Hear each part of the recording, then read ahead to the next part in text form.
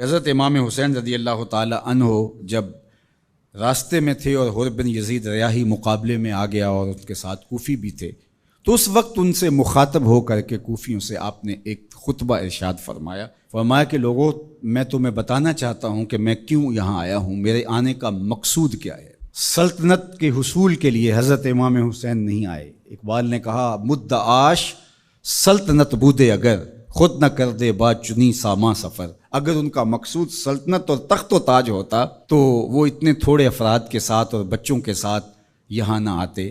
ان کا مقصود یہ نہیں تھا۔ ان کا مقصود کیا تھا اور وہ کیوں آئے تھے؟ ذرا ان کے کلمات سنیے، اس سے آپ کو فلسفہ شہادت حسین بھی سمجھ میں آئے گا اور امام حسین رضی اللہ تعالی عنہ کے قیام کا مقصد بھی سامنے آئے گا۔ ہم تو یزید کے اس لیے خلاف ہیں کہ اس نے امام حسین رضی اللہ تعالیٰ عنہ کو شہید کیا ہے، وہ قاتل اہل بیت ہے، لیکن جب امام حسین رضی اللہ تعالیٰ عنہ یزید کے مقابلے میں کھڑے ہوئے تھے اس وقت تو وہ قاتل اہل بیت نہیں تھا۔ یہ جرم تو اس کے نامہ سیاہ میں بعد میں آیا۔ جب وہ کھڑے ہوئے تھے تو ان کے نزدیک تو یہ بات نہیں تھی جو ہمارے نزدیک ہے۔ امام حسین رضی اللہ تعالیٰ عنہ ان کے اعیان و انصار کا قتل کرنا بہت بڑا جرم ہے اور اس وجہ سے بھی ہم یزید کے خلاف ہیں، لیکن اس کی دوسری وجہ وہ ہے جس وجہ سے امام حسین یزید کے خلاف تھے، ہم بھی اسی وجہ سے یزید کے خلاف ہیں۔ اب وہ کیا وجہ تھی جو امام حسین رضی اللہ تعالی عنہ نے بیان فرمائی؟ یہ کوئی مبہم وجہ نہیں ہے کہ زمانے تک پہنچی نہیں ہے۔ یہ الگ بات ہے کہ کربلا کو ایک کہانی اور ایک قصہ بنا کر کے جو ہے وہ لوگوں کے اندر مروج کیا گیا اور اس کی معنویت، اس کی حقیقت اور اس کی مقصدیت پر پردے آ گئے۔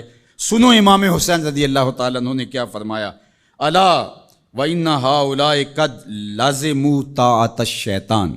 میں اس لیے کھڑا ہوا ہوں، اس لیے میدان عمل میں موجود ہوں، بچوں، بوڑھوں اور جوانوں کے ساتھ، دودھ پیتے شیر خواروں کے ساتھ میں اس لیے میدان عمل میں آیا ہوں کہ یزید اور پوری یزیدیت قد لازموا طاعت الشیطان، انہوں نے شیطان کی اطاعت کو قبول کر لیا ہے، وترکوا طاعت الرحمن، اور رحمان کی اطاعت کو ترک کر دیا ہے۔ اب جب رحمان کی اطاعت کو ترک کر دیا جائے اور شیطان کی اطاعت کو لازم کر لیا جائے تو حسین پھر بھی نہ کھڑا ہو تو پھر نبی کے لعاب کا اور فاطمہ کے دودھ کا اثر نظر کب آئے گا؟ اللہ اکبر۔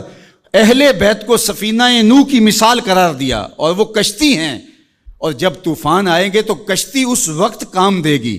اگر کوئی فوج میں بھرتی ہو اور جب جنگ لگے تو اس وقت وہ چھٹی پہ چلا جائے تو یہ سوائے لطیفے کی اور کیا ہو سکتا ہے؟ جب حضور نے اہل بیت کو کشتی قرار دیا تو جب امت پر طوفان آیا اور شیطنت پورے جوبن پر آئی، اگر یہ کشتی آج نہیں کام آنا تھا تو پھر کب کام آنا تھا؟ اس لیے حسین ابن علی کو اس وقت کھڑا ہونا پڑا، اس لیے کہ کشتی نے طوفانوں میں ہی تو کام آنا ہے اور طوفان تو بفر چکے ہیں۔